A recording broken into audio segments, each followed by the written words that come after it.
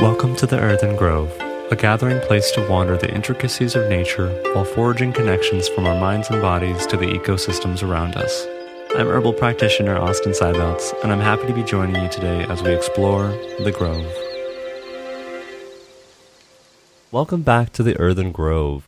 Last week we had an episode detailing some of the fundamentals for beginning to practice as a forager in ways that are safe, sustainable, and actually can support the ecosystems that we gather from. This week I'd like to turn our focus towards people, towards our communities around us, and how foraging can be a means of feeding our future.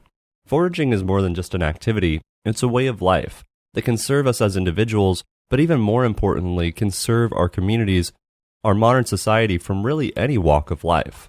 Whether you be a working mother, a traveler, labor worker, even our pets can benefit from us foraging. If you've got something like rodents, for instance, many of the seeds and nuts that we can gather can also be fed to them as well. Of course, you want to use discrepancy here, and you want to be careful with what you're feeding them. And importantly, foraging is a way to support the impoverished and the homeless even. And for those of us who might be going through times of crisis, like for those of us who might be going through different climate crises like hurricanes, during pandemics. As somebody who's been a part of the lower income threshold, I myself have turned to foraging as a way to get nutrients that oftentimes I otherwise would have very little access to due to the prices of groceries, where foraged goods oftentimes carry more nutrients than even what our produce does at our grocery stores. Foraging can provide you with an excellent way to not only feed yourself, but potentially nourish your soul. And it's important to remember this now more than ever as our world is experiencing an endemic of mental health issues. When I was in San Francisco, I actually was going through some of the worst depression I've ever gone through, and foraging turned into a practice where I was connecting with the soil, with the organisms, with the land, and really grounding myself, also stimulating my ADHD mind as well in ways that were productive. I was reading an article the other day by Sabra Boyd, and first of all, I just have to give a huge shout out to Sabra Boyd because her story is deeply touching.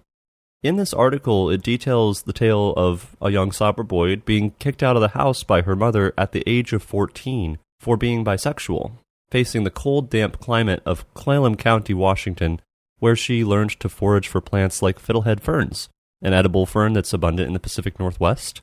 She also foraged for thimbleberries, a relative of raspberries, absolutely delicious, one of my favorite berries actually, and chanterelles, a meaty orange-yellow mushroom. And she foraged these in tandem with inexpensive items from the grocery store, such as flour to make homemade pasta. And in fact, in this article, she details her recipe for Douglas fir fettuccine alfredo pasta. Now, Douglas fir, Pseudotsuga menziesii, is an evergreen that in this recipe is used as an alternative to rosemary, basically seasoning the food towards the end. And as long as you cook these needles down for a short while, they become soft and tender and absolutely delicious. With a lovely aromatic citrus flavor that's extra potent in the new growth of Douglas fir in the early spring. Douglas fir is also an excellent medicinal plant as well. That citrusy flavor that comes from its needles is partly due to its high vitamin C content and also due to limonene. Douglas fir is a diaphoretic, meaning it helps to relax our capillaries, promoting circulation to the furthest reaches of our cardiovascular system, which in turn can promote sweating, great for sweating out a fever.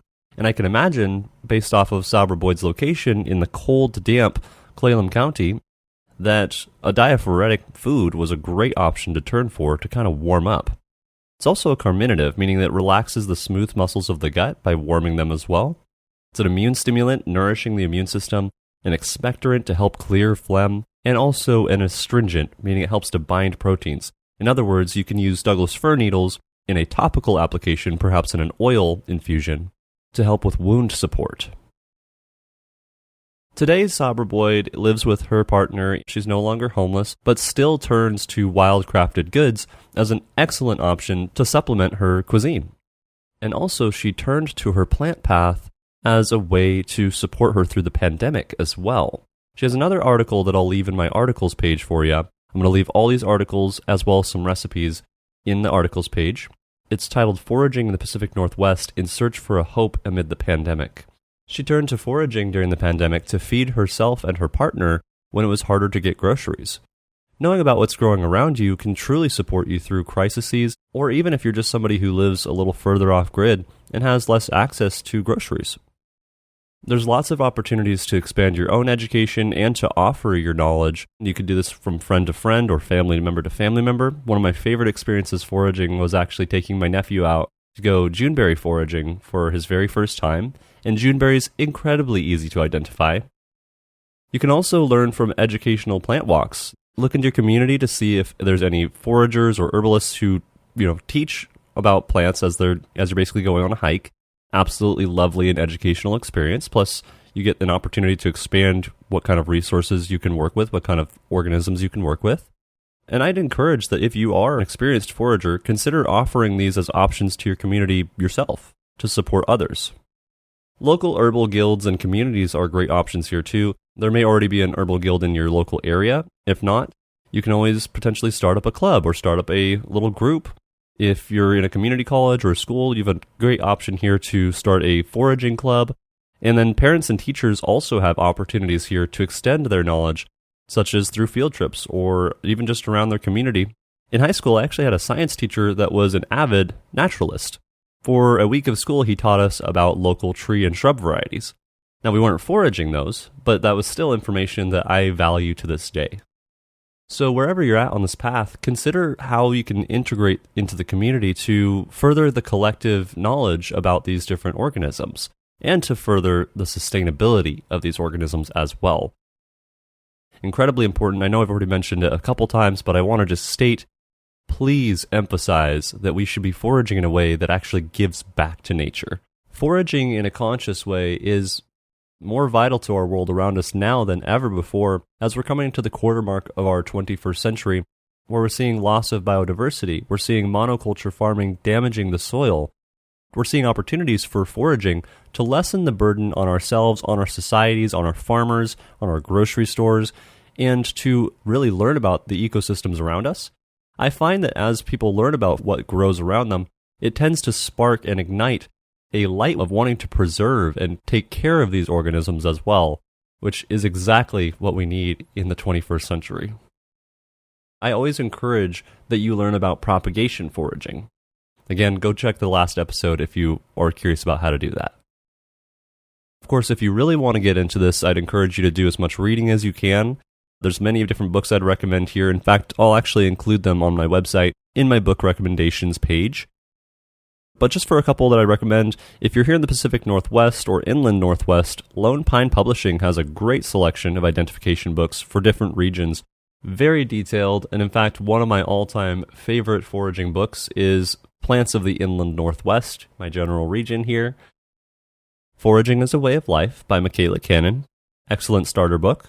Another one is The Forager's Guide to Wild Foods by Nicole Apelian. I find those books are both great if you're first starting to get into foraging, but I'd encourage that you look into books that are dedicated to your particular region, so that way you're getting a little bit more detailed about the plants directly around you. If you want to go a bit more of the medicinal plant path, some herbal theory books that I'd recommend would be Evolutionary Herbalism by Seja Popham.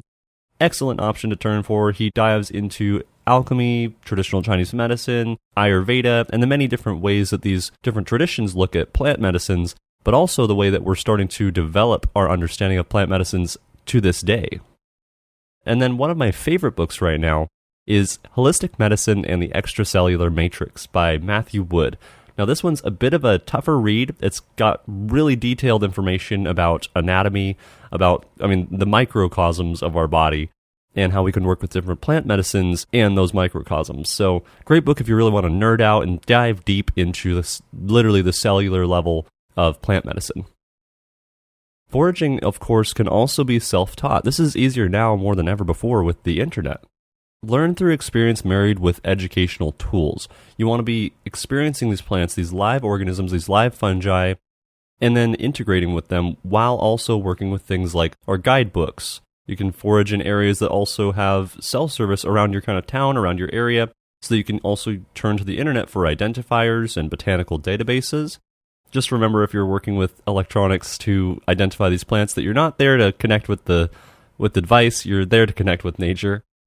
And then, of course, as we mentioned, consider going on plant walks. Consider learning from those around you. Don't limit yourself to just self-teaching. Don't limit yourself to just group learning. You have an opportunity to combine both and to also extend to both.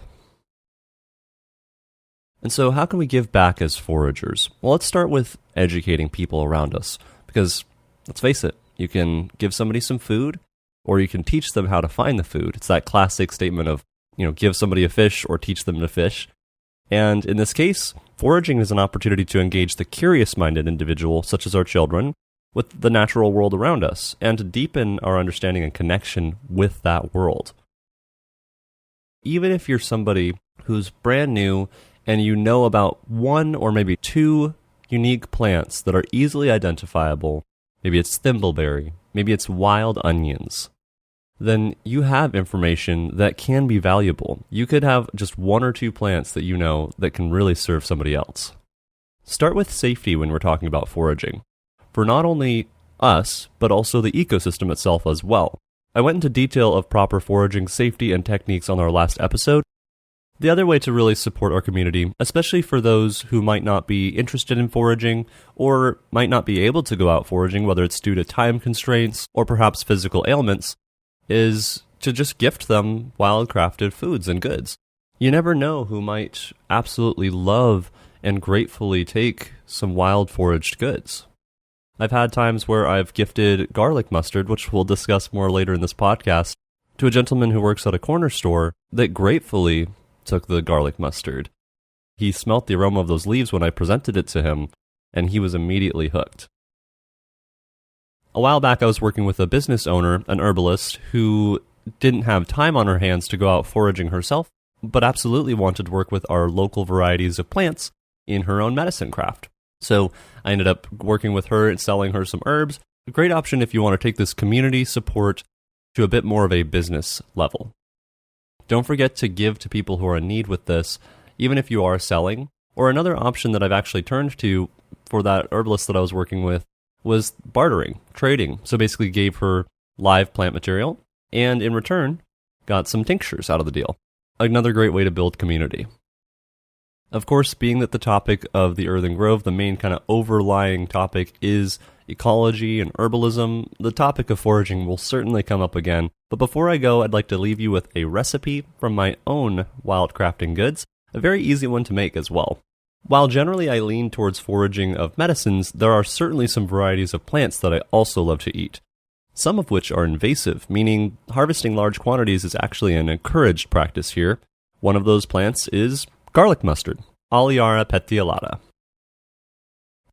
Garlic mustard is related to brassicas, the broccoli family, and it's absolutely delicious. It has a garlicky aroma to it, especially when you get those younger, fresh leaves. Everything from the flowers to the leaves to the seeds can be worked with, and they all kind of have that general kind of mustardy, garlicky aroma to them.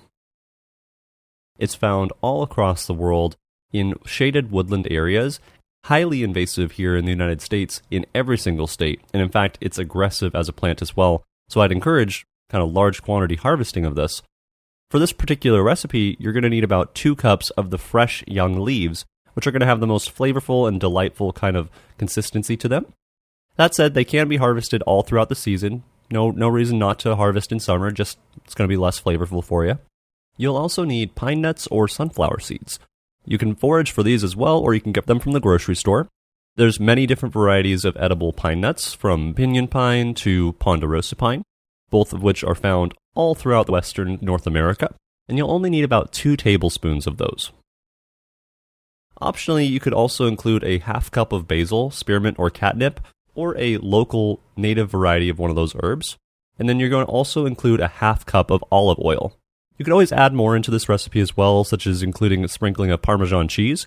But basically what you're going to do, it's very easy. You're going to wash your Olearia leaves and any other foraged goods. You're going to grab a mortar and pestle, large mortar and pestle, or a food processor.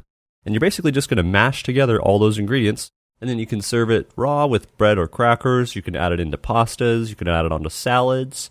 And it stores for up to 5 days in the sealed container in the fridge, or can be frozen for up to 3 months in the freezer.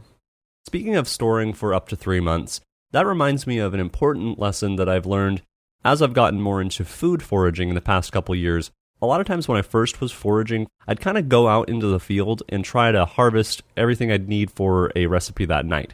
I'd expect to be making like soup, for instance, so I'd go and get some yampa root, and I'd go and get some nettle leaves, and I'd get it all together, and I'd kind of put it together.